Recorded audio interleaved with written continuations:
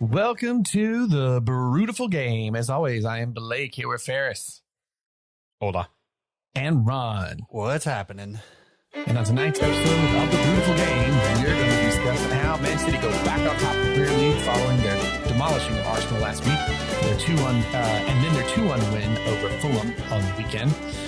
Klopp pulls his hamstring amongst the Spurs, being so Spurs. Another weekend, another so Spursies. Mm-hmm.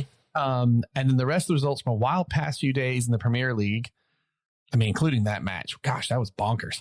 And there will then be, once again, below the halftime whistle as the kamikaze of the kielbasa, Ron, attacks our ears and minds in the edition of Ron's Beer Deuce.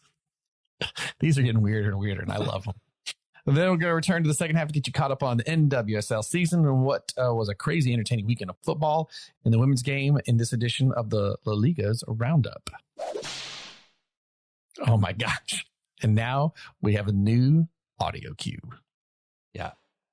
It's a good thing to play with. Yeah.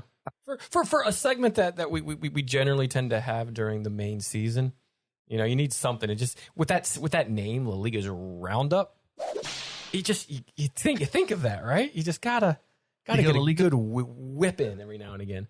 You gotta go La Liga's Roundup. Whip it good. Oh my God. Love it. Amazing. All right, gents. Well, before we get over to the football, should we get over to the burr? Sure thing, man. Do you want to go first? I will. I'm very excited about this one. This is from a company. I've been kind of on a Nashville kick lately, but a Tennessee kick. I thought you were going to say I was kind of on like a Natty Light kick as of late, so I'm going to go to their ice edition and do. No. Although I do need from Gatlinburg Brewing, I do need to get a Gaddy Light in here at some point. Yeah, you do. So fun. This is the Ever Clever. This is a double IPA from a company called the Bearded. Hold on, let me make sure I get this right. It is the Bearded Iris is the name of this company. And they are in Nashville, Tennessee. Specifically, I think they're in they got locations Germantown, Sylvan Supply. I don't know, Nashville. That probably means something to you. Germantown. My uncle lives in Germantown. Oh, well, see, there you go.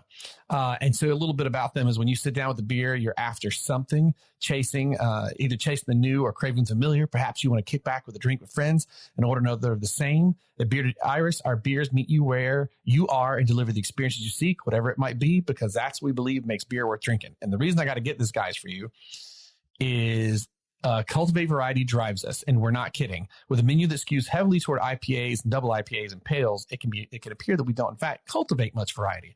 But here's the thing. We're not looking to bombard you with a checklist of styles. Instead, we know that each hop varietal and every intentionally selected ingredient contains a multitude of possibilities that can be deliberately unlocked and unleashed, then honed and hemmed in tightly to construct a pint that is unapologetically itself, memorably composed, and fun to drink every time, regardless of style. To us, that is variety worth cultivating, and that's what we bring to your table. So these dudes are supposed to have excellent double IPAs. That's awesome. Which is what I have snagged here. They're Ever Clever in a kind of, I don't know, 80s weird Empire Strikes Back-y almost looking font, or maybe more 70s. I don't know. It's funky, but very excited to try this from the Bearded Iris. Bearded Iris is a flower too. Yes, 'tis. Type of flower. Turn into our horticulture, or what? No, is that? Yeah. Our horticulture podcast later on this week. Don't get me talking about the trees because That's true. Yeah, you guys could do your own pot on just that stuff alone. And Ron's hot pepper plant out there. Oh yeah, got some good ones. Blake, you're missing a bunch of good ones. What are you growing right now? Do you have a Carolina Reaper out there? No, I don't. I have a Trinidad Scorpion, a hot chocolate habanero. I have a 7-pot Dogla, which is a Caribbean pepper. Spicy. So good. What else do I have? I have what did we have the other day on white habaneros. What was in the cornbread that you make? That was fantastic. That was the Trinidad Scorpion. That was good. Put stuff. it in cornbread. Yeah, that was good stuff. So good. I mean, can we say that I'm missing it, or Maybe I'm missing it, but So's your down colon. below are missing it. Yeah. I mean, I'm good. I didn't have any problems with it. It just helps keeps things flowing for you. That's all. Yeah. Ron has got a colon of immense constitution at this point. We need to soundbite that. Ron has a colon of immense constitution is probably one of my most favorite lines you've ever said. Look at it. We'll make that a t-shirt. You know damn well, let's toss it in. Next time we go over to the colon of immense constitution, Ron on his beer news, you know we're going over to that. New catchphrase. You're welcome. Oh, Blake, that was brilliant. I can't wait to put that on the back of the t-shirt. Yeah, right? Oh, man. The front will just be like, Ron's beer news on the back. Then it says that. Colon, yeah. Yeah, with an arrow pointing down. Right? Yeah. Oh, man. I don't know how we even transitioned from that. Loosely, apparently. Hey, see what you did there. Thank you. All right. I can't remember for the life of me if we've had this brewery on before. It's one out of Tampa. It's Woven Water. I might have had it when we were all three separated for a bit, and it was on. We were doing separate pods for a bit, so we might have had it on there. But for this, we are doing a style that we haven't had in a while. We're doing a German style Hefeweizen ale called Auslander. Did you call it a Hefeweizen? Hefeweizen. Okay. I might have like called it Hefeweizen before, but Hefeweizen. I like that.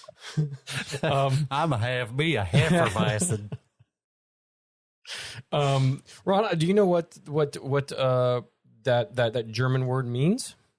Auslander? Mm-hmm. No. Outsider or foreigner? Oh. Yeah. But this is a 5.5% ABV. It is their take on a German style Hefeweizen. Not Hefeweizen. The soft mouth. What does this pod start off with? Soft mouth feel with bold notes of bubble gum, clove, and banana. Oh, interesting. Yeah, that's what I kind of. Huh? Okay. You can head over to wovenwaterbrew.com, kind of a sleek site. It has the Tampa Bay skyline there, and it has a live menu, swag, and to go, and how to contact them. So I'm looking forward to trying this. And the can's kind of cool, black and gold with like, what do you like a? It's like a Spartan warrior helmet. Yeah, with two swords going behind them, and He can't see it. He can't, Camera's yeah. out. But yeah, it's kind of cool. So I got this because there's a lot of German things going on right now. The lead just switched again atop of the Bundesliga table, and Bayern went ahead because Dortmund drew the day before. Jurgen Klopp pulled his hamstring after he was being a complete so just a lot of Germanist going on. Allegedly. No, there's no allegedly to that. Everybody watched him run right up to that fourth referee. We'll get into it. Anyways. I love that I can't see you and the camera dropped. It makes allegedly. It's on camera. You can't know. He's talking about our camera. I know your camera's out, so I can't see you. So this is like an intense drama for me right now. I'm enjoying it. All right, shall we? Let's do it.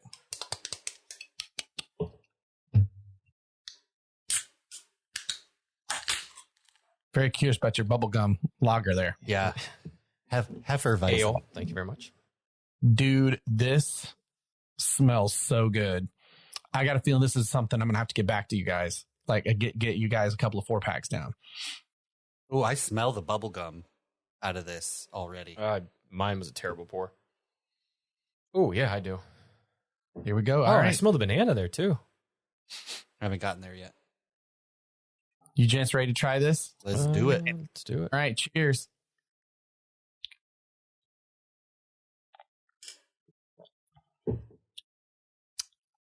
Wow. That makes me do an Owen Wilson wow. This is delicious. This is a very weird Hefeweizen. I kind of like it, though. This is a very this is like super hoppy, and it's a double, but I'm gonna look up the alcohol content. It does not slap you in the face or peel your teeth off at all. This is delicious. I don't know. This is a really hard one there's not a lot of spice to it. Which is probably why I don't mind it because I'm not the biggest fan of this style of beer because of that little bit of spice there. I'd rather have that in like a saison, not something that's supposed to be kind of, in my mind, light and a summer German beer, if that makes sense. Yeah. It's got a really odd sweet note, which does resemble the bubble gum. It does have some banana notes, kind of in the mid. But the reason that the spice is in Hefeweizen is because it balances out that kind of wheat sweetness that you get in a Hefeweizen. Yeah. This is without that balance. Love it. So it's weird. I don't know if I like it yet. Fair. I had to look this one up a little bit on their website, which, by the way, I really like I this. just sent you their website. I want you guys to check it out. Go to the top and click beer. And when you do, you'll see there's an option to filter and search. I have never seen a brewery have such a cool way to find their beers, because I went, I didn't pull up the individual page for the beer.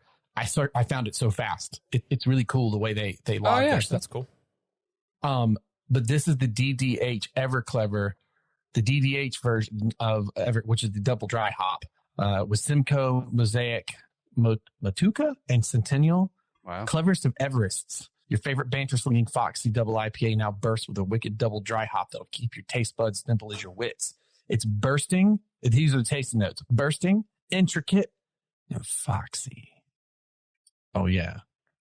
As the French would say, la renarde. 8.5% alcohol. Ooh, nice. 8.5 and it tastes that smooth? And you don't, dude, at all. I mean, it's dangerous. You could sit by a campfire with this and polish off 4. Easy. Well, we got 5.5, but we might end up doing about 11% because it's a 4-pack, so we got 2. I don't know if that's how percentages work, but I'll roll with you. Just go with it. Like we each have 11%, right? Yeah. With the Hefeweizen. With our, right, exactly. You beat me to it. All right, gentlemen. Well, let us roll on. Here we go. Oh, you allotted a lot of time for the Premier League. I wonder why. I wonder which one we're going to talk about the most. It's going to be Klopp. I feel it. No, it's actually the title race, and then next is the Liverpool Tottenham match. We just disagree greatly on it, so that's why I think that will be longer. But anyway, on we roll to Arsenal and Man City title race. On Wednesday last week, the match for the title, as it was dubbed by many, wasn't really much of a match at all, as Manchester City were on full display against top-of-the-table Arsenal. City went into the half 2-0 up, but it could have easily been 3 or 4. Following the break, City put in another to pretty much put the game to rest. Sexy hair Rob Holding put in 1 for the Gunners in the 89th to make it 3-1, but he was then out-haired by Erling Fabio Holland with his luscious blonde hair down and flowing. He put the nail in the coffin with the 4th. That's a weird. I don't like it when his hair's down. I loved it. As soon as it went down, I'm like, he's scoring a goal. I knew it. It was brilliant. It's in that kind of weird. Well, I think it's in that spot where it's, if anybody's ever tried to grow their hair out, which I have once. Oh God, I would love to see that.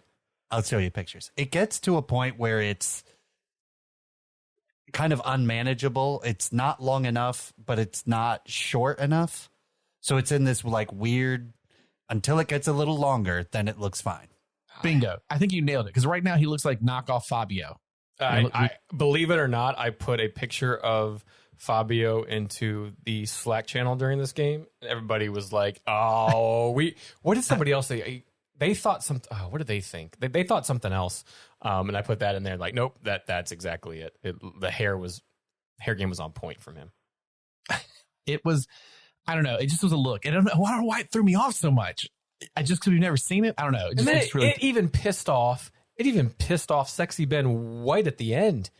Because he thought he was out-haired, so he tried to get into it with Holland. But, like, Ben, you have a better tan still. Like, that is one hell of a tan for an Englishman. Just keep that going. You have, like, a boy band tan and hair. You just keep that look going for you. Let Holland he out-haired you for a bit. It's okay. It's okay. You want to move on to the next part of this, or just because it kind of sums up the week that was essentially. So this match brought City to within 2 points of Arsenal with 2 games in hand. And then just yesterday with a 2-1 win over Fulham at the Cottage, Manchester City went 1 point ahead of Arsenal. That was actually a pretty good match with still a game in hand. It is now point sets. Is it now point set match for City for the title now?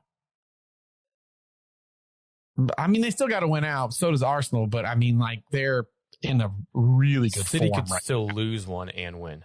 Yeah, I mean, they're in a very good form right now. I think their schedule, Man City's schedule, is a bit easier than Arsenal's. Bit nicer. Arsenal has Chelsea tomorrow, right? Then they have Newcastle on Sunday, and then Brighton the following Sunday. Like, that's a tough stretch. You know who's worse? I didn't realize it was Leeds. Leeds has a terrible schedule. Oh, yeah. Yeah. I mean, in this case they're in. Yeah. Anyway, sorry. They're terrible. Just thought that was like, woof, that hurt. So I this was a crushing blow, I feel like. I don't think Arsenal lost the title with this game. Now, as much as this game, yes, was such a title decider, they probably lost it in the Southampton game before that. The draws before that, in which that momentum and that kind of, this is now a must-win game, was kind of the final nail in the coffin. And who knows, right? All these teams have to still play out a bit, and City do have a game in hand. But I think once again you can point the finger at Arteta a little bit here. They tried to play their style of a game, which is the same style that City plays. City can do it better. You didn't set yourself up away from home to get anything from this game. In fact, you opened yourself up, and Kevin De Bruyne and Fabio Holland took Arsenal to task. There should have been a pen early on. It should have been 4-0 at half. You do see how much Saliba is missed in the back line there, but where does Odegaard also go in big games? He really doesn't show up when against the top 6 with the proverbial top 4, proverbial top 6 when stuff's on the line here. If he's your captain, he looked like he was just outmatched in midfield. The whole. I don't want to just pick on him because he's been brilliant this year. The whole Arsenal midfield, Partey looked horrible. He easily had his worst game in our Arsenal shirt. Xhaka was really nowhere to be found for the most part. I mean, so I just think that Arteta went in going, we're going to play our style and how we got here, but where did he learn that style? From the guy on the other dugout who can do it a lot better with a lot better players. I don't know. To me, I don't like that comment because I see a ton of games where a team loses and someone goes, why'd they change the way they play just because they're playing these guys? They should have played the way they always play. Yeah, I mean, whatever. He loses either way. You say, it was a mistake because he changed up the way they played. If they had lost and he had made change, I don't know. Man City's just got a stacked team, and they're on fire right now. And they outplayed them. I don't know that it's out managed. I think it's outplayed. I think it's the players, not the manager in this case. I think it's a bit of both. I don't think you fully point the finger at that, but as we talked about on previous pods, some of the subs in the other games, you can kind of question Arteta why, and it has been questioned by a lot of the English media in that sense. Yes, it's the players, right? What man for man you build a best 11 from that side. Only Martinelli and Saka are getting into the best 11 if you were to combine those two teams, So, yes, it's, I think on the form that you were on, being Arsenal, needing to get something from this game, a draw would have been, not exactly what you needed, but would have been better than getting, a 4-1 defeat in what was deemed the game for the title. To not be so open at the back. Because at what point was there a real threat or chance that Arsenal had? I mean, if Rob Holding's the only person on the score sheet, and that was at 3-0, there was no attack from how you've been playing all year, no style, because City obviously qualmed that. What they did, City realized they're going to high press and try to win that ball back high up their end of the field. So what John Stones and Kyle Walker and whoever else was in that back line did is they passed it back and forth, waited for Arsenal to kind of get sucked in, and then just played the ball route one over the top to the biggest, strongest man up front that outmuscled Holding, that outmuscled Gabriel, and that opened up their offense. That allowed then Kevin De Bruyne to get brought into play, and he was brilliant in this match. So Pep, in a way, even kind of changed his tactics by doing that, by sucking Arsenal in, knowing that's how they're going to play, and then playing route one over the top. It was like a better version of Burnley, how they used to play, under Dyche, is almost how it felt. Obviously not quite that simple throughout the totality of the game, but this was a big match, and it kind of showed the difference in where City is compared to not just Arsenal, but pretty much every team in the league this year. Oh, I mean, that's the thing. It's like right now, I'm like, they're probably going to win the friggin' treble. I can't even, like... They very easily, well, not very easily, but they could. Yeah, it's so, and, I don't know that you're stopping them right now on the train they're on. If they can keep this form, they totally can nail the treble, which I know has alluded. Does Pep leave after that, or does he still stick around? I would. If I was Pep, on top, I'd because there's been no treble since United did it. And you can now say that you did that. He will leave on such a high and get out of there before maybe any of the investigation stuff kind of comes out, depending on where that goes. Yeah, I was going to say, leave on a high, get your treble, and then in 3 years, when it all disappears, doesn't matter. You got a good job somewhere else anyway. It's fine. Right. Like, or he's retired, living in a national team, Jim. Yeah, he's retired. Exactly. He's chilling on a beach somewhere with the, exactly. I mean, they might do it. But it goes back to the 2 games that Arsenal lost out of their, how many this season? 4 total. Can you name all 4 of those? 2 of them are City. There's Man United, Man Cities, and why am I forgetting the somebody on the complete opposite end of the table? Yeah. Was that the Everton match? Everton, right? So, but it goes back to, if you want to be the champs, you got to beat the champs, and in each time, that 6 points can be the difference at the end. If things play out and both teams win out, then City's going to win by 4 points. Still a better season than Man United. You know why? Ron, look at me. I know I can't see your face when I say this, but look at me, Ron. You know why it's a better season than Man United? Why? Because Arsenal got to beat Man United in front of Ferris's face as he sat in that stadium. It doesn't matter. It's what Arsenal did multiple times with last minute goals that kind of saved them. That was a good match. I'm not taking. What's that? That's fine.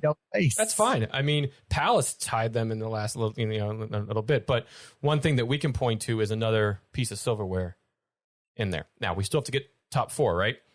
We have a game in hand on Newcastle, who went 2 points ahead with their game on Sunday. We have Brighton coming up on Friday. There's a few tough games in there. So we still have to do the job and get into the top 4. We get into the top 4. Maybe pip City from winning the treble. You can't sit there and say that Arsenal had a bit better year. If we're in the same league next year, Champions League, and have silverware to point to on the season, I don't understand that argument. I don't understand how anybody can say that couldn't beat Arsenal when Ferris was there. Arsenal had a better season than Man United. That's all there is to it. Okay, sure. And sitting second and still fighting to win. It's not like it's out. No, true. It's not. It's mathematically it's not done yet. I just think that game was as the world watched that game, being the biggest game of the season so far. That was a big blow, and that, I mean, and you'll be in the top 4 because I don't know. Liverpool doesn't play the Spurs anymore. That's true. So Although I don't really see them. They're up a game and they're 9 points behind. But if they keep getting the calls the way that Liverpool did and keep getting handed goals like the way that Spurs did, then who knows what they can do. you can't really knock Liverpool of late, of like the past 5. They've had a better points gathering in the last 5 than Arsenal has. So has Man United, and so has Newcastle. So can't really knock Liverpool too much. I just don't think they're catching up with Man United. That's what I'm saying. I certainly hope not. Probably not. I don't think so either. But it we'll see. Mathematically, a lot can happen. 7 points ahead right now, not 9. 7, right? Sorry, I say 9. Like I said, they played. Liverpool's played 33. United's played 32. Man City's played 32. Newcastle and Arsenal have both played 33 as well. Tottenham's played 34, and I mean, I think their hopes are pretty much done for top 4 at this point. Hey, Chelsea's only played 32. We'll be in the top 4. Don't worry. You'll get up there. Yeah, still Chelsea still chasing that magical number of 40 points to avoid relegation. Right. But what a wild game! I think we're all good on the Man City and Arsenal talk. Yeah. Anything else to add? I don't think so. The more exciting game, or not the more exciting game, but an exciting game happened yesterday that didn't even think that it was going to be an exciting game, which is even crazier. With Liverpool and Tottenham, who we were just mentioning. Between Liverpool and the Tottenham, 4-3, respectively. Also, yesterday on Sunday, Liverpool-Tottenham played out an absolutely wild match, which saw Tottenham once again have a horrid start to the game, giving up 3 goals in the first 15 minutes. People were leaving. Yes, people were literally leaving. They were leaving again. Yeah, and they they do that only to come back at the end of the first and throughout the second half to tie it up all 3 before a 90 or a 94th minute goal by Diego Jota caused Jurgen Klopp to pull his hamstring and once again show that the Spurs can't help not be so Spursy. Did we say who we think's going to end up managing this team yet? You know what? Ryan Mason isn't doing a terrible job. He's well out of touch when he talks to the media, though. Oh, yes, you could tell. Because at the end of this match, he was like, trained. His quote is, we were afraid. The better team for the entire match by a country mile. Now, I don't know what he's judging that on because the stats show a completely different match than maybe he watched. But I don't know if he's, trying to fight for his team and stand up for them. But he just say that we fought hard and he was proud of the lads, not try and create fake news. They put 2 good halves together in 2 separate games. Second half against United midweek, which they drew 2-2, and then a good second half against Liverpool, which brought them 3-3 up until this last minute goal. Where Charleston gets his first for the club and Evertonian scoring, at Liverpool. And he thought that was the end because that goal was scored. And he ripped off his shirt. Yeah, really, really late into time. And then a substitute. Just a substitute in Lucas Moura just played an absolutely terrible ball backwards and just it got picked by Jota and he just went on and just a very clean finish from him. Yes, Klopp pulled his hamstring. If you didn't see, as soon as that goal went in, rather than celebrating with his team, he beelined it towards the 4th official standing there, got right in his face and shouted something, who knows? Halfway between there, he grabbed his leg. Yeah, he pulled up. It was almost like instant karma for what he was doing. Now, he only got a yellow card for that. A lot of people are saying he should have been sent off for that. That's not only an example of what not to do on the sidelines, especially to a 4th official, but not a good example for your players, for other fans across that are playing their leagues, for kids that see that love Klopp, for those type of things. That is not a good example to be setting. All right, no fun league. No. There's a difference from running down the sideline and knee sliding into the cop with your whatever. You beelined it for a fourth official and got right in his face and said whatever you said. Well, do you know why he was upset? Go ahead. No, do you know why he was upset? That's what I'm asking. Because he has this feud with, what's the ref's name? Tierney. Yeah. He wouldn't know how they couldn't get how there wasn't a foul on Mohamed Salah before the third Spurs goal. Right. But so that gives you the justification to do that. If that's any other manager, if that's Jose, if that's who, they are bashing him. The English media, that is bashing him. Yeah, that wasn't the case. He's a D-bag. Well, the interesting thing is, and I just don't understand, you have a problem with the official who is reffing the game. Right. So you run to the fourth official who is basically keeping track of time, bookings, and the occasional VAR thing, and you scream at him, and he has no sway over the game. He has no, it's like yelling at the side judge. I mean, I really didn't understand the tactic there of going to scream in that ref's face when you've got a problem with the person who's reffing the match on the field. That didn't add up for me. A lot of it didn't add up. And this particularly is kind of uncommon for Klopp.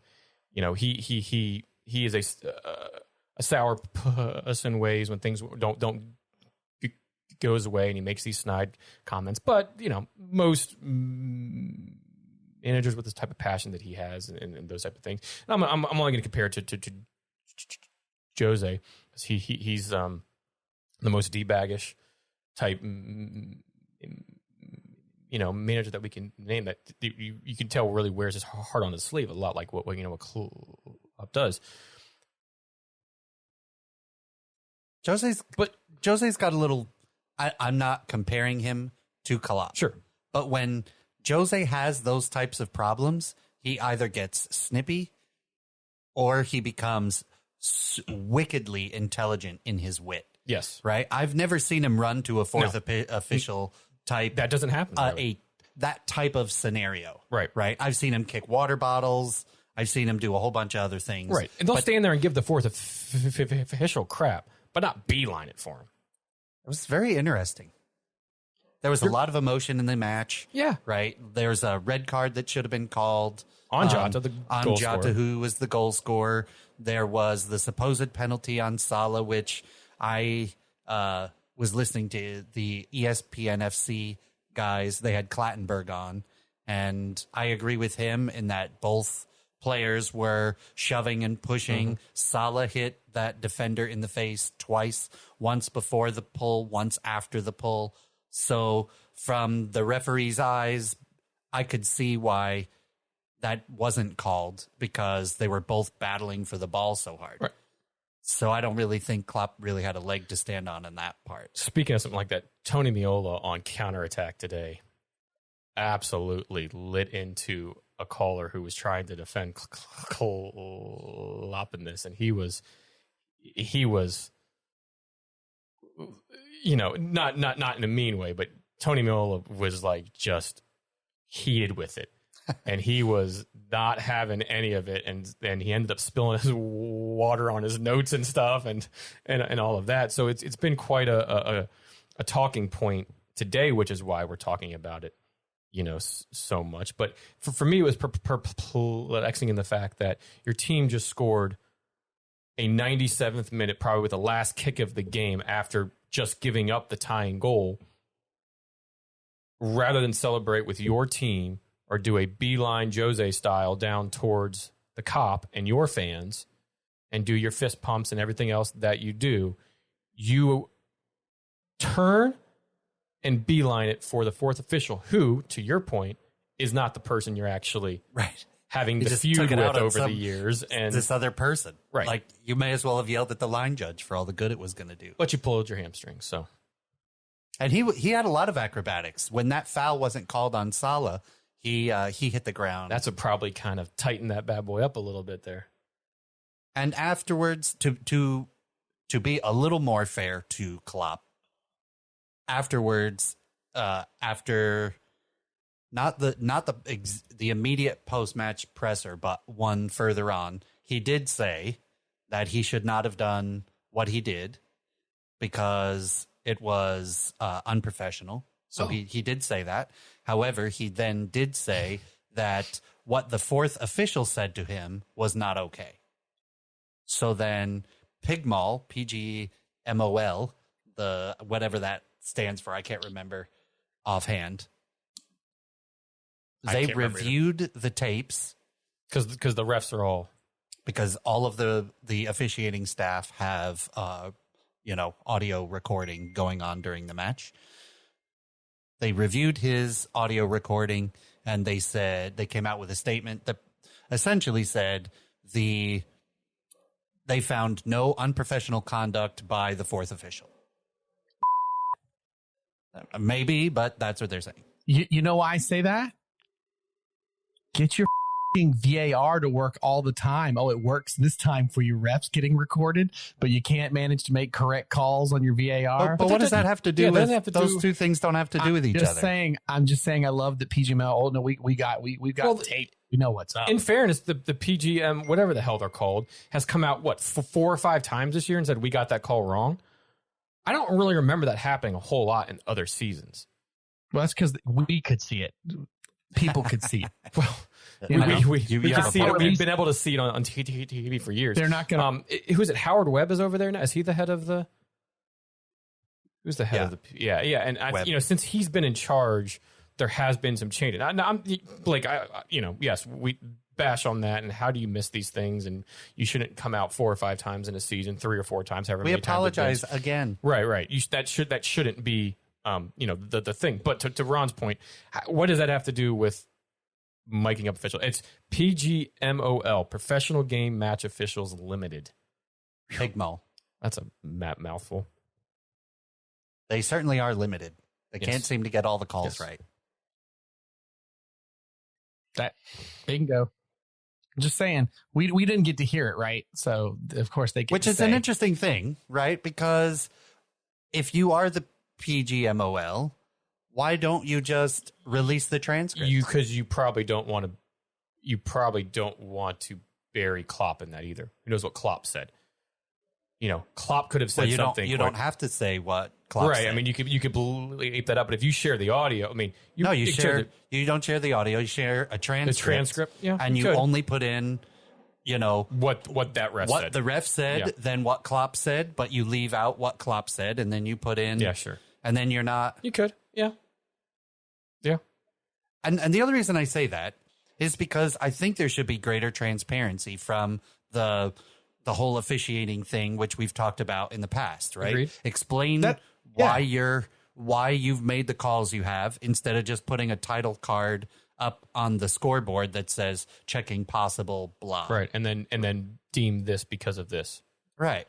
So why isn't there a greater level of transparency? You don't have to bury anybody because you can be somewhat selective in what you put out. Right. And if you're backing it so much, why not put it out? Because also Klopp has had a lot to say about the referees over the past years. Yeah. Snide comments about, I could talk to a kitchen appliance and get a better... With this particular ref, with Tierney. It's a feud that's gone back a few different years. Right? So there's something built up so much in this. If you just release the transcript, then everything's fine. Everybody knows what was said. Okay, Klopp uncharacteristically was a jerk. We give him his yellow card or his FA fine, and then everybody dust your hands off and move on. Yeah. I'm fine with that. I mean, that would kind of put an end to the conversation. I don't really say that I mean that I honestly think Klopp is lying or not. I say what I'm saying because it is funny that they come out with all these apologies for bad VAR calls that are obvious in the moment, and now, but that only happens because we see it and go, hey, that is wrong. Like, we can watch our replays on our TV and say, you got that wrong. And, and in this case, as Ron said, you put it into this real quick. Just put out the transcript. Yeah. Didn't this game, though, to kind of wrap this up, didn't this game, though, feel like so telling of what both teams' seasons have been? In terms of Liverpool, absolutely brilliant for the first 25 to 30 minutes. What we thought they were going to be all season, right? And then defense, absolutely shambles. Yeah, I mean, and Spurs, Liverpool, same way. Defense, absolutely shambles, and then they're counterattacking with Son and everybody else, what they should have been. Inconsistency and Spursy from both. Just unbelievable. Yeah, Liverpool has been amazing, and then work so hard to make their jobs so much harder than it had to be. Yeah. Like, that's their season. Yeah. So 7-0 against Man United, 1-0 against Nottingham Forest in a loss. Now, but so crazy. But like, despite that, don't the two clubs feel very different? Oh, I mean, yeah. Klopp could win the league next year. You go, huh? Wow. Oh, yeah. Absolutely. 100%. That ain't happening with Spurs. No.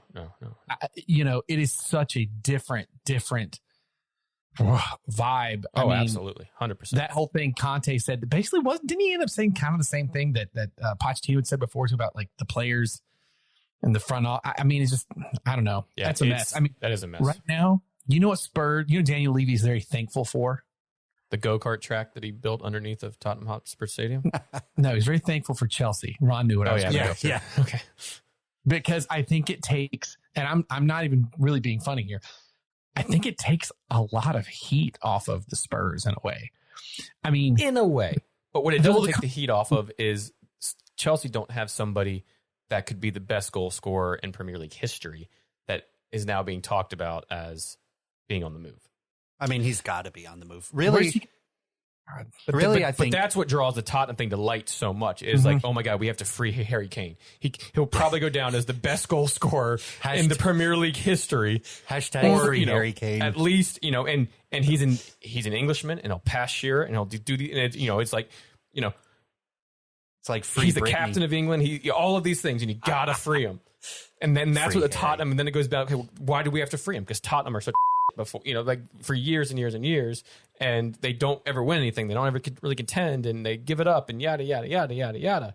That So if you're he thinks Chelsea because they're a bigger dumpster fire this season, but it's been Spurs consistently over the past 5 years that have been more of the talking point. So if you're the next manager of Tottenham, the real question is, who do you keep?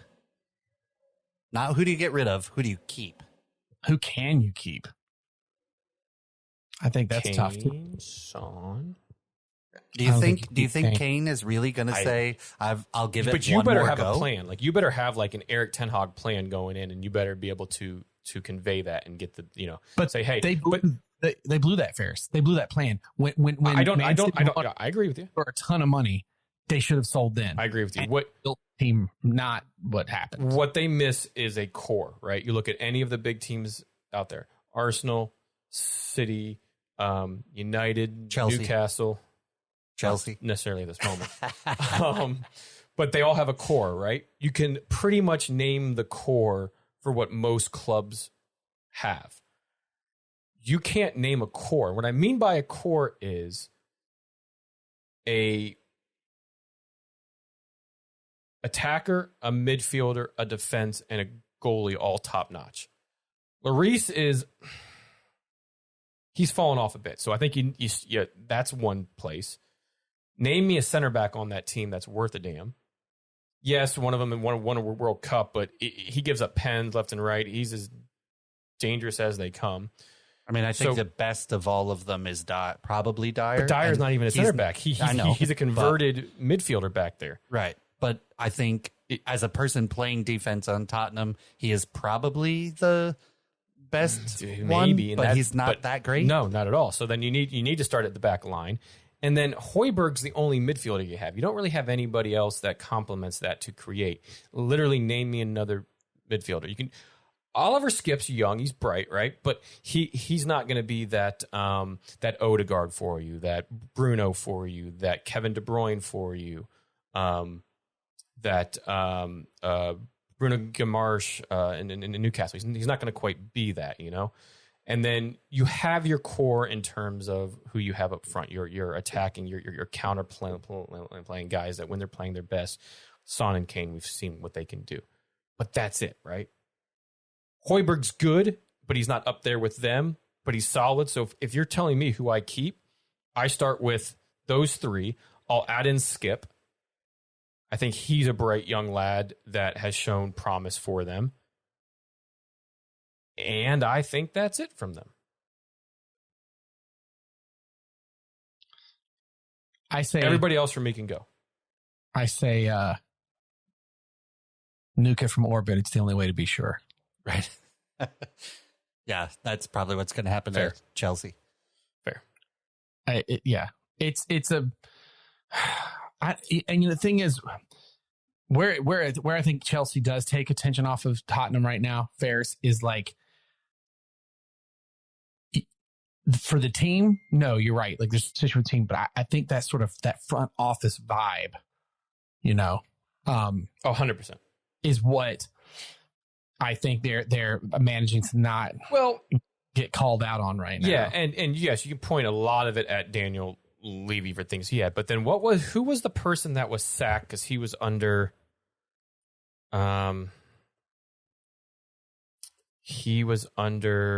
Christian Stellini was sacked after, following an embarrassing defeat, but he was also like he was under investigation for some stuff, and they sacked him following that Newcastle loss.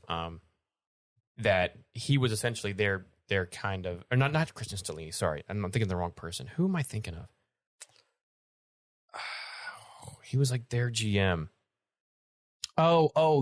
Fabio. That's who it was. The sporting director, Fabio Pardesi. Yes. Paradisi? I'm saying that right. Yeah, but he was the one that was under, sporting director who sacked manager Conte. He was let go. He was following. Because he was tied up with the whole Juventus. Yeah. So mess up. FIFA had announced that it expanded the scope of a 30-month ban issued by the Italian Football Federation to the whole world, not Italy. In January, it issued a 30-month for qualifications for him, who served as a Juventus sporting director at the time of the incident, along with a 15-point penalty. Yeah, so he was tied up with all of that. So they basically brought him in thinking that he's going to do a lot of things and build a small, Juve there, and he was sacked. So yes, a lot of it leads back to the front office, right? If Daniel Levy knows that at that time, you make the decision to sack him at that time, or you do it in a little bit different way. So a lot can be pointed at that back office and for Tottenham. Until that changes, similarly to what Chelsea's going through right now, it's not going to change, right? And, Arsenal were in such a mess until, who's the guy that you have in, Blake? Say that again.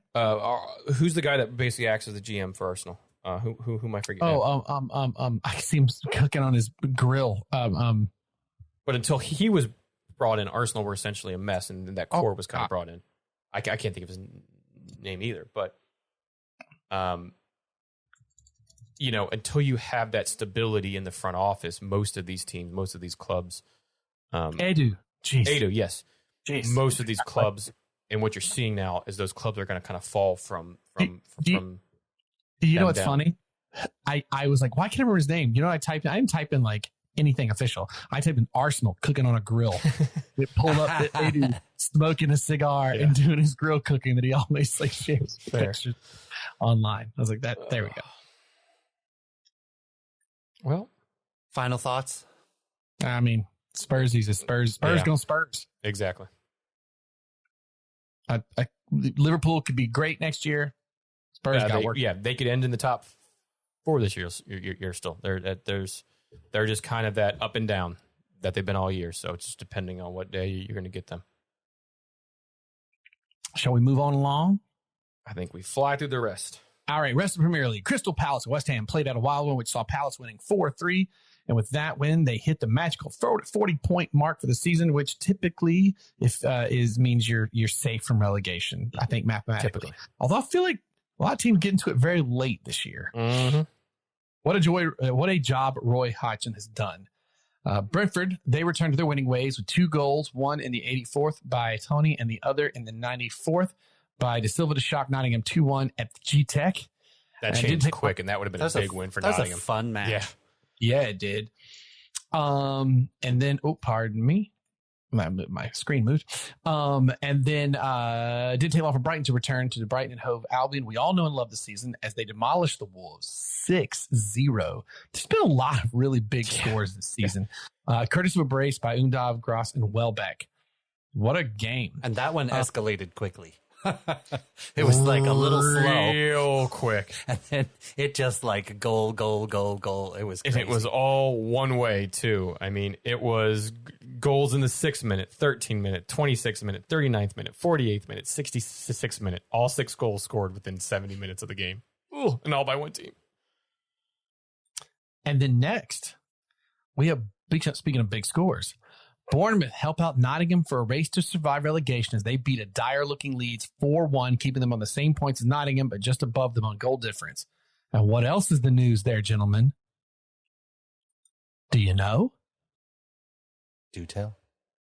Oh, I get to drop a news on you guys. Hold on. Sam Allardyce. Here we go. Sam Allardyce set for a shock Premier League return as he's in the frame to replace the current manager at Leeds. Was himself an interim manager. I don't know. I mean, that's just kind of a mess there, too. You talk. Man, it's a little late. Yeah. So they're going to bring him in for 4 matches. No, there's no way. To try and save the day. Maybe. I mean, it's Big Sam. And head coach, stranger things have happened. Head coach Javi Garcia increasingly looking likely to be sacked. This is on the Athletic I'm looking at. And yeah, Sam Allardyce.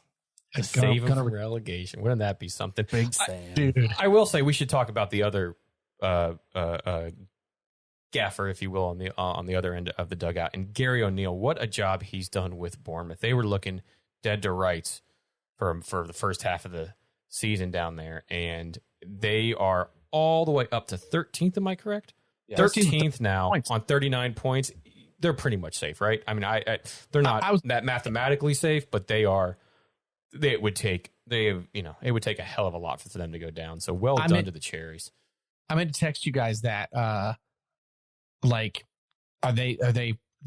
good? Cherries are good. I mean, right now, so. Nottingham Forest at 34 matches. Bournemouth is at 34. Bournemouth has 39 points. Nottingham at 18th has 30 points. I will do a Cookie Puss and a Moo Thunder mix if they go down.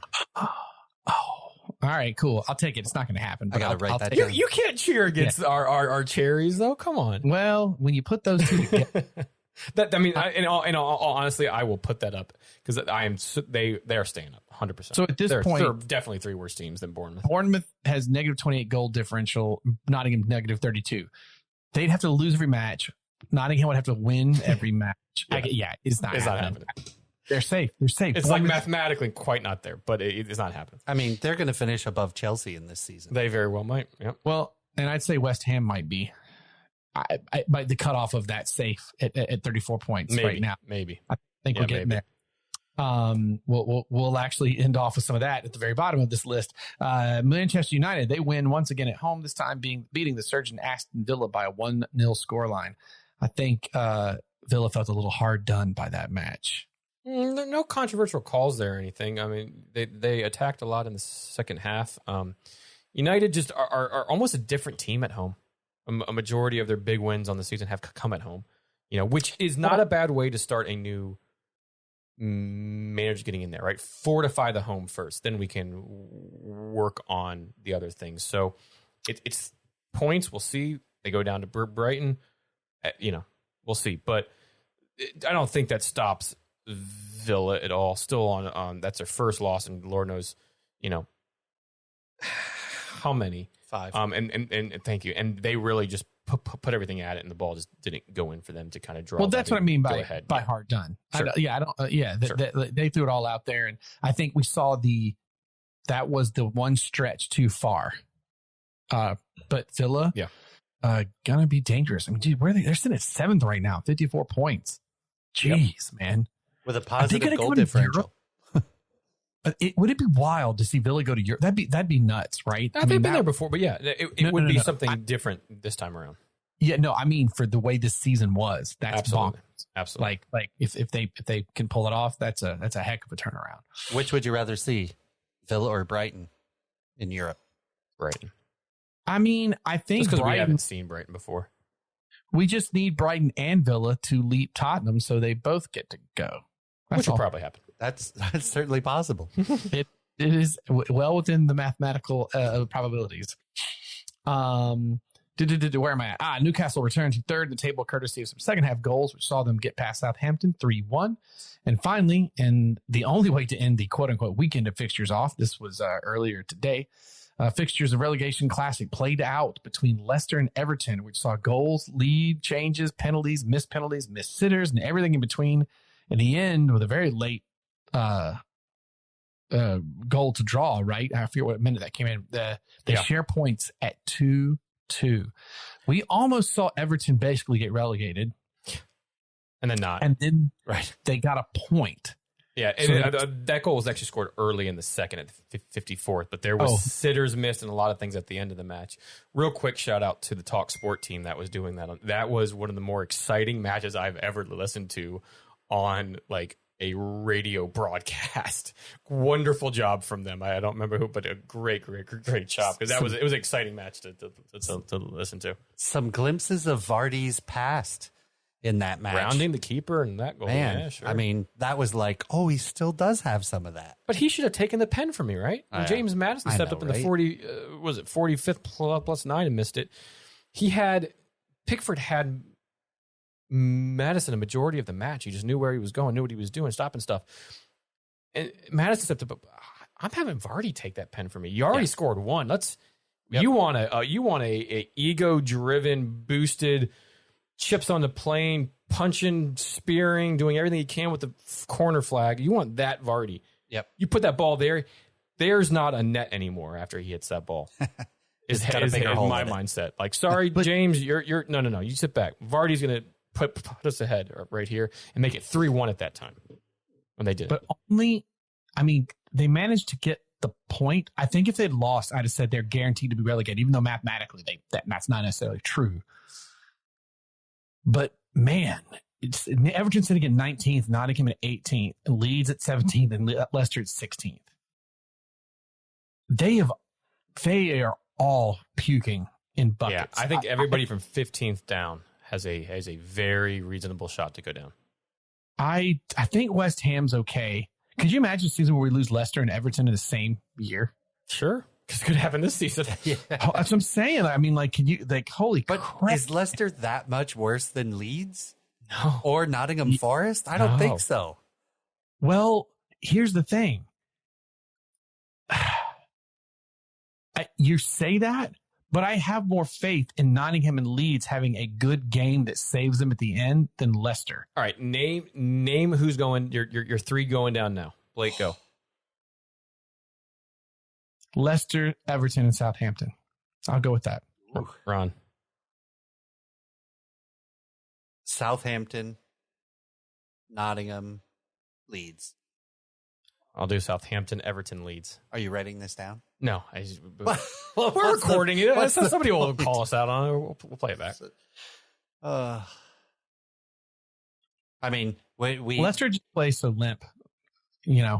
I don't know, man. I know, but every once in a while they have a spark like this. Granted, they drew it, but what do I know? I don't know. Although they in the 16th through 20th, they have the best points tally of any of those teams in the last 5 games. And all but one of those teams have played 34 games. West Ham does have a game in hand. Right. That's why I think they're okay. Yeah, that's true. I mean, Southampton, I think have to win all 4 of theirs. They cannot draw or lose, or I think they are officially relegated if math is semi-correct. Oh, so crazy. Yeah, I have to go back after this and look at some of their individual schedules coming up because, man, that's a squeaky bum at the bottom for a lot of. Mm-hmm. Shall we throw it over to the Kielbasa King, the Khrushchev of the kamikaze of Kielbasa, baby? Oh, that's what it was. I forget. Why did I get Khrushchev in there somewhere? I don't know. I like it though. I'll drop a little Soviet Union history on you. There you go. To the beer news with Ron. So we'll call that the old halftime. Another new sound effect for ourselves. So it only took 199 episodes to come up with that. Yeah. 199 episodes on the wall, 199 episodes, take one down, pass it around. So some fun, interesting beer news for your day today. A 43-year-old woman used her life savings to open a bar that only plays women's sports. That's cool. Which is super fun. Jenny Nguyen, 43-year-old, opened the first of its kind establishment in Portland, Oregon. It's celebrating its 1-year anniversary. You know what she named it, which I think is the coolest thing? No, I don't think I saw that. What was she doing? She named it the Sports Bra. It's a great name. Oh, that is brilliant. Good for her. Oh, that's brilliant. So if you walk in and you order a pint, the only thing on TV is going to be women's sports, whether it's Ironman or Love it. bowling, basketball, whatever, all women's sports. I have wanted to get out to Portland for a long time to see some of the breweries out there that I've seen, to go to a game at that park, see Dame on the basketball side. This just gets added to it. It makes me want to go to Portland even more. That's awesome. Yeah. So in 2018, Jenny and a group of friends wanted to watch an NCAA women's basketball championship game, and they went to a mostly empty sports bar and still had to plead with the bartender to switch a small television, which played without sound, they had to plead to switch it from a men's sport to the women's championship game. And she thought to herself, I had a place of my own. So days later, she channeled her disappointment of how women's sports are treated at sports bars into a hypothetical of, if I had this type of bar, what should the name be? And the very first thing that came to her mind was the Sports Bra. And once she thought it, she said she couldn't unthink it. And it was so catchy. Absolutely love it. Had to be named. This is pretty awesome. So at first, she took her savings and $40,000 in loans that she, snagged from friends and family. And she was just trying to keep the sports bar open for 3 months. Flash forward, she ends up keeping it together a lot longer. And in February of 22, she launched a Kickstarter to raise $48,000 to keep it open another 6 months so that she could build up a little more clientele and survive a little longer. But to her surprise, the campaign raised $105,000 in 30 days, thanks to a lot of viral campaigns and social medias. And today, there is often a line out the door, and many women's sports professional athletes show up there, have a pint, take pictures, put it on social media, and the bar is a stunning success. That's awesome. That's so cool. Her only problem, I'll let you guess. What do you think her only problem right now is? The cable company. Finding women's sports. Oh, yeah, finding it on TV. True, Yeah. but I feel like, did anybody watch the NCAA basketball women's and who's the shooter that played for Iowa? Caitlin. Oh man, women's sports has kicked off so much. You can go every 4 years is what most people kind of think of with gymnastics and swimming and Katie Ledecky and yada yada yada. But you watch a lot of college basketball, NWSL, college soccer, softball. All of those things are getting more and more traction. You look at what Arsenal's doing with their second leg of Wolfsburg over there. They sold out the Emirates. First ever. It's gaining traction, and it's not becoming so much of a, hey, change the game. I'd rather watch blah, blah, blah, blah, blah, rather than watch, whatever, name any sort of misogynistic excuse that you want to not play that game. So I am so glad that she had the perseverance to keep this going. So glad that those that are in that area, that those that participated in keeping that open by funding, by volunteering, by putting in money, whatever that they did to keep that thing open. I think it's absolutely awesome. And what better city to do it in too, right? The Portland Thorns are like the premier women's professional team kind of, in this game, right? But across all of sports, it's awesome. So she, just to round back to that a second, she has quite a trouble finding televised women's sports enough to fill up the various TVs for the day of opening. According to a University of Southern California study in 2021, only about 5% of all TV sports coverage focuses on female athletes. So Jenny Nguyen has reached out directly to sporting networks and streaming services to get more access to women's sports content. So she is kind of breaking the ground on how to access some of the content that's out there. That's awesome. So what a great success for something that is so obvious. You're like, why didn't we think of that? Right? Right? Why wouldn't there be a all female sports bar? The first person's got to do it. Yeah. Yep. So cheers to her. We will crack a new beer to her, and cheers to her. Yeah. So good for her, Jenny Nguyen. Brilliant idea, and continued success in the future. Because what a brilliant, brilliant idea. Cheers, gents. Franchise. Yeah, right. Cilantro. Cheers, gentlemen. This double IPA is still so good, by the way. And I just poured myself a second of the Hefeweizen. I got to get this to you guys. Man, it's good. You know what we will do, though, Ron? In this edition of La Liga's Roundup, thank you, we will cover just the NWSL because we really haven't so far this season as much. And, man, what a weekend to do it. You had a bit of everything. You had a goalie goal. You had first points of the season, first goal for a new club, for a new player on a new club, the youngest ever player to play in the NWSL featured this week. It was an awesome. I bet you her bar was full. If she was playing any of these games, especially with the Portland Thorns game, which we'll get into here, I bet you that bar was packed for this, and what a match they had. But we'll first start off on Friday. A single goal by Tyler Lucy, assisted by U.S. Women's National Defender Emily Fox, was all that it took for North Carolina Courage to get a 1-0 win. With this win, it handed Houston Dash their first loss on the season, while the Courage got their first away win on the season.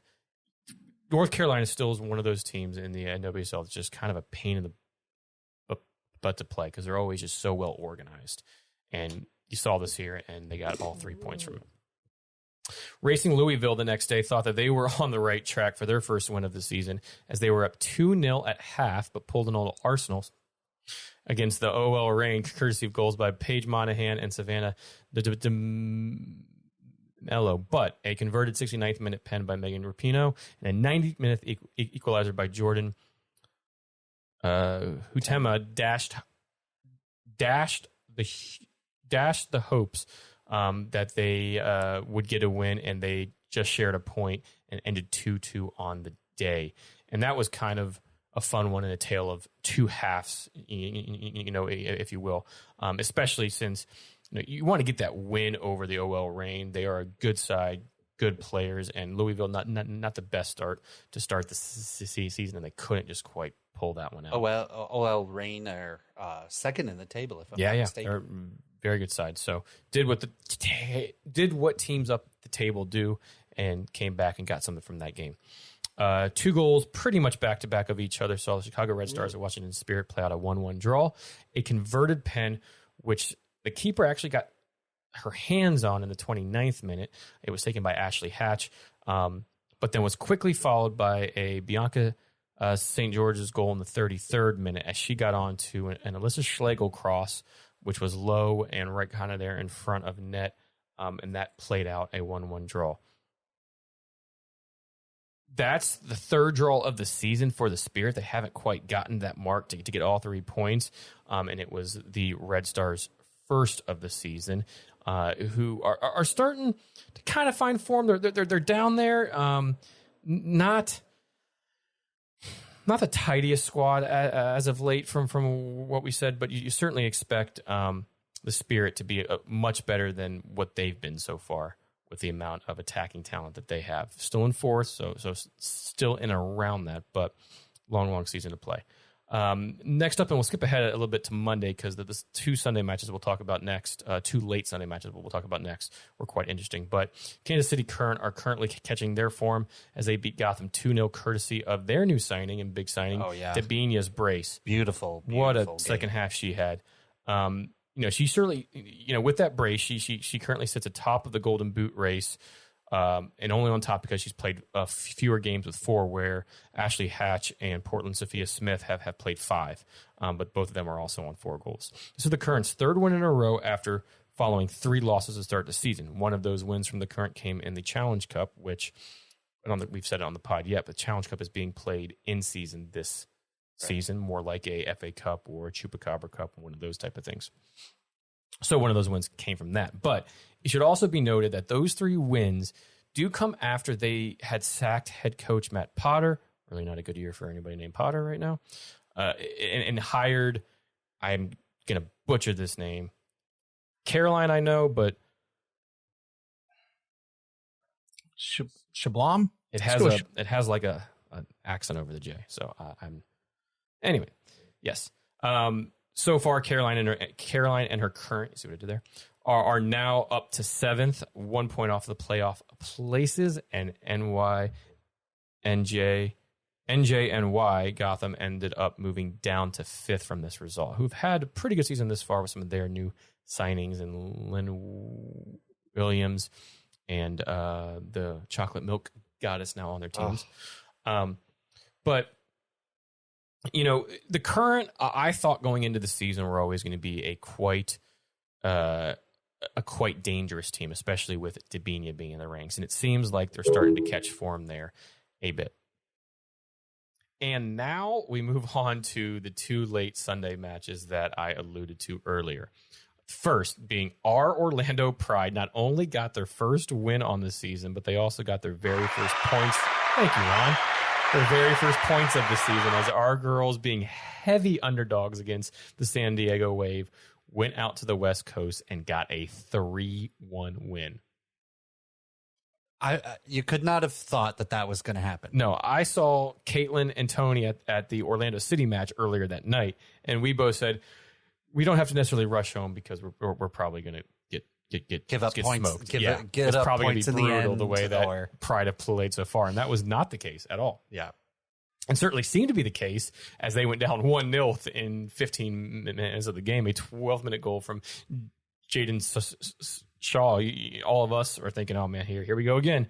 How the season has played out. But the Pride roared back with 2 headed goals, actually. The first in the 26th minute by Michaela Cuff, and that was followed shortly thereafter by the right back of all folks, Haley Hansen, in this beautiful build-up by the Pride that made it 2-1 at half. Then you're like, all right, tale of 2 halves. Yeah, no Alex Morgan in this game. She was on the bench. No Taylor Korniak. But still, the Wave are a good team coached by Casey Stoney. There's a lot of talent there, right? But in the 69th minute, the Pride all but put the match to rest as the person that assisted the Michaela Clough goal for the first goal, our new signing, Adriana, calmly slotted home the 3rd goal, which was a nutmeg of the defender and a beautiful, beautiful goal. She has really impressed me this season with her ability and her footwork in the midfield to create. Obviously, we haven't scored a lot of goals, so that has not necessarily panned out, but she has done a lot so far this season, so I was very, very happy to see her get an assistant goal in this. It has to be noted here, though, that while there was no Alex or Taylor in the lineup, they did put in a 15-year-old, yes, a 15-year-old player in Milena Barcenas, I think I'm saying that correct, who made her wave debut, becoming the youngest ever player to play in the NWSL. And lads, I don't know if you saw her come on. She was all over it. She was a little spitfire out there, man. She absolutely had them attacking more, moving more, had the pride a little bit concerned there for a bit. Nothing ended up panning out, but man, 15 years old. Good for her. Wow. Unbelievable. She has a learner's permit. Yeah, she can't drive yet. And in California, that like you're more like in a parking lot driving, like that's or in San Diego even. But wow, awesome for the Pride. Good for Seb Hines, who he's been doing a lot there, and it's been a rough go of it so far. I'm glad to see them get their first win in a very difficult game out there on the West Coast. And then finally, we will end with which was probably the match of the weekend between Portland and Angel City. Wow. This one was filled with just so much. Now, what happened was the Pride and Wave match was at 10. This game was at 10:30. So I was able to switch over right at the end and kind of catch all of like the really good like the stuff. last 15 minutes. Yeah. So we'll get there in a second. But an 18-year-old, we go from a 15-year-old to an 18-year-old, and she's played a few different times and has already gotten the score sheet. Alyssa Thompson for Angel City. She also got a call up to the U.S. Women's National Team last time when there was an injury in that squad. Kicked off the affair in the 10th minute with a lovely pullback near post goal. It was a lovely goal by her, just very, very well taken there on that left wing. But just some 20 minutes later, when new girl and U.S. Women's National Team midfielder / defender Julie Ertz brought down U.S. Women's National Team player Crystal Dunn in the box, it was deemed a penalty. And Hina Susugita stepped up and equalized the match there. So now we're at 1-1, right? And then in the second half is when it really kicked off. 2 goals in 10 minutes once again tied it up. Morgan Weaver got one for the Thorns, while an own goal by the Thorns made it 2-2. Morgan Weaver, if you haven't got a chance to watch her, that left wing for Portland, I like her a lot. She's been called up a few times. As Caitlin and I usually go back and forth on players. She's not one of Caitlin's favorite players. She has her few that she doesn't like, but I think she is brilliant on that left wing and creates a lot and really brings play in for the Thorns on what is traditionally not a position that brings in that play on that left wing. But as I said, between her goal and the own goal made it 2-2. Then 11 minutes from full time, the aforementioned Julie Ertz converted her first for the club and first since being back. Remember, she was out for a while because of an injury, and then she had her first child. So she'd been out for a while, but with just an absolutely patent Julie Ertz just header off a corner as she ran to the near post. 11 minutes from time, you're thinking, oh man, Angel City came in here and the toughest place to go in the NWSL in Portland and just possibly won the game 3-2. Well, with pretty much the last kick, definitely the last corner of the game in the 97th minute, who other than Bella Bixby backheeled a goal in. Oh, and by the way, if you don't know who Bixby is, she's the Portland Thorns goalkeeper. Yeah. Cool as you like, too. It's cool as you like. Just had the presence of mind. Yes. After she had kind of overshot the ball. Their other keeper made a mess of it. It winds up on the floor, and she just cool, calm, collect, backheels it right into the net. And she becomes the celebration afterward was just brilliant. And she actually is the second goalkeeper in the end WSL to score in a match. But you know, it was kind of most times when the goalkeepers come up, they don't really touch the ball. And they have to hustle back and yada yada. But the first corner came in, and then it got played back out. So they got to take it again. And then yes, exactly you said, Ron. It's just cool as you like. And just one, not a game winner, but one that just pumps up the crowd for getting that last minute tying goal by their keeper. How freaking cool is that? So absolutely just fun match, fun weekend in the end. WSL. If you are not watching this league on Paramount Plus and CBS Sports Network, you should be. I don't know what you're doing because it is a lot of fun so far this year. And real quick, here's how the table after 5 matches has kind of shaped up so far. Portland Thorns lead it on 11 points with 3 wins and 2 draws. OL Reign, as we said, in second with 3-1-1. San Diego Wave in third, 3 wins, 2 losses, no draws. Spirit have 3 draws and 2 wins, so haven't lost yet on the season. Gotham sitting fifth, 3 wins and two losses on 9 points. So you have 3 teams there: San Diego Wave, Spirit, and Gotham, all tied on 9 points. And then for the 6th final playoff spot at the moment, it's the Houston Dash, who have 1 win, 3 draws, and a loss, and they're on 6 points. Then you have below them, you have Kansas City Current, North Carolina Courage, just the Kansas City Current and North Carolina that are also on 6 points. But that starts the minus goal difference from there. Then in 9th place, Angel City sitting 9th on a minus 2 goal difference with 5 points. Racing Louisville and Red Stars both sit on 4 points in 10th and 11th respectively. And then it's our Orlando Pride with their first points of the season, 3 points on 3 points out of 5 games, minus 7 goal difference. But still a lot of games to be played. And again, if you're not watching this league, you really got to. And you know what? I am sure it's on at Sports Brawl in Portland. That's all. I bet it has to be. Well done, Ferris. You know what we should do? We should make a plan to go watch the NWSL final there. That's what we should do. Oh, that's basketball season 2. I can watch Dame. Ronald Keller. That's a good shout. That's going to be after. That's going to be after Halloween too. I might have a little. Oops, sorry. I would like that. You just look at that guy. I think you just got some good breweries out there too. Ooh, yeah, man. Nice little 3-day weekend. Yeah. Ron, let's start planning it. I'm down. That's a good idea. I will absolutely. That sounds a fantastic idea. All right, gents. Does that bring us to our conclusion? I think so. All right. Well, the beer I had was from Bearded Irish. It's a double IPA. It was their Ever Clever. From Woven Water in Tampa, Florida, the Auslander German-style Hefeweizen Ale. There you go. You said it. As always, follow us. It'd be easy to go to the website, thebrutalgame.com, but follow us on the Twitters, the Facebooks.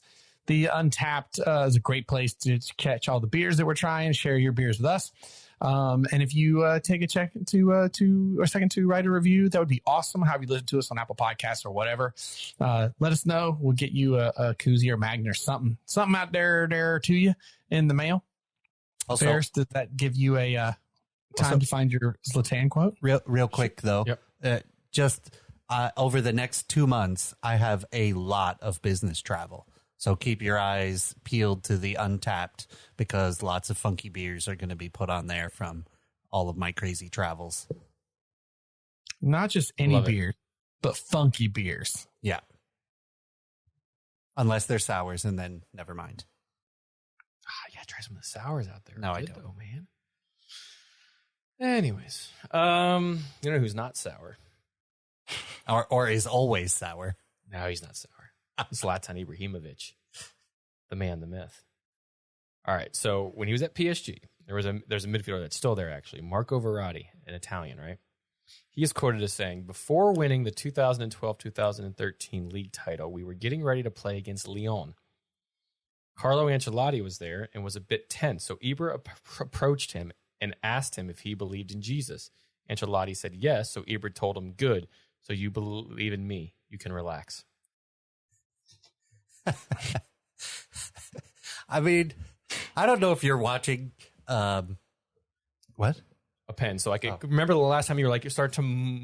There you go. Mark these off. I'm actually. I don't know if you guys are watching or are updated on Ted Lasso, but they have a character in there that but yes, in the 3rd season is, I mean, just a brilliant Zava version of Zlatan Ibrahimovic. I mean, it's great, just brilliant. It's for me, Zlatan goes into that thing where he's so obnoxious, so egotistical, you just like, oh man, but he doesn't necessarily fully piss people off. That it's like, you know why? Why? You know why? Yeah, why? Go ahead. Because he believes it. Yeah, 100%. Yeah. Yeah. If he was just like taking the piss, it would annoy people. But you're like, I think he means it. Right. It's not like a Dylan Brooks in the in the NBA against LeBron. He's just trying to be a pest and just trying to be annoying. Yeah. Like he actually believes that he is God and he brings everything to but in fairness, he backs up a lot of what he said. The amount of goals and the leagues that he's been in and brought what to the Galaxy in these karate kicks and this half field kick, like all, so like, God, I love him. I love that you said what he brought to the Galaxy, and my first thought wasn't actually the team, and thought, what he brought to our whole Galaxy. Oh, right. Because I feel like that's how he would have interpreted that. The Galaxy could have used him this week. Yeah. Well, no, because our city won. Yeah. I don't want him scoring a half. Just saying. I know the Galaxy would have loved him. 100%. Yeah, they would have. That was a nice Orlando City win. LA's not that good this year. And it was a solid win. Solid win. Yep. One that at home you should get points from, and they did. So you guys know I live in Eastern Tennessee, and I live in the land of Dolly Parton. Literally, our courthouse has got a statue of Dolly Parton next to it, and everybody loves her. She does such cool stuff. Like the library, I don't know if you know this, but there's like a library thing. Every kid in the nation can get free books from her library program. Like she's awesome. That'll being said, she's starting a new trend where she has now started, which is funny for her because she's not used to this stuff, a new diet, program. And my buddy Joe at work is on it. And so far, Jolene.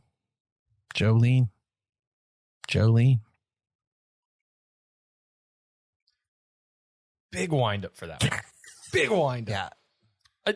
Keep it shorter, and I like the joke. I even like the repeating of it.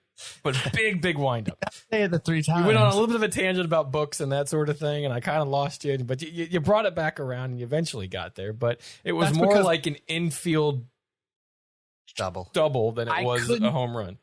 I couldn't just do the joke. Now that I live here, I had to set up in reality how awesome Dolly actually is. Here's the thing, because you're knock on the door. No, everybody knows that Dolly's great. That goes without saying. But everybody, maybe just Ron and I, we might be the only 3 that actually enjoy this pod. Who the hell knows? But Ron and I immediately, when you start going into, well, you know what I did, or this is that, we're like, oh God, here it comes. And yes, we know it's supposed to end at the end of the pod, but the setups on it are getting much more obvious, is where I'm going with it. Well, last week, harsh critique. I know, I got a little harsh. Sorry. Last week's was a short one. I couldn't give you a short one again. Yeah, fair. Yeah, I got to keep you guessing. That was not one where we guessed. We kind of knew. No, but yes. Yeah. I enjoyed it. It was good. It was good. I'm not Siskel and Eberting you. I thought it was relatively decent delivered. You've had some zingers. I have enjoyed some. Others I've pounded my head against the mic. This was not one of those. This is kind of in between, but I want you to improve. It's harsh criticism. Like, had you had a little soundbite of Jolene in there, that would have added to it. And then they'll demonetize and remove our pod. That would help a lot of people out there out. Because somebody else would be knocking on the door then if we did that. Yeah, very true. All right, ladies and jelly spoons, thanks for joining along. Here we go, gents. Love the beer. Cherish the game. The beautiful game. Try not to hit the microphone with your beer, Ferris. I'd swap it here at the end.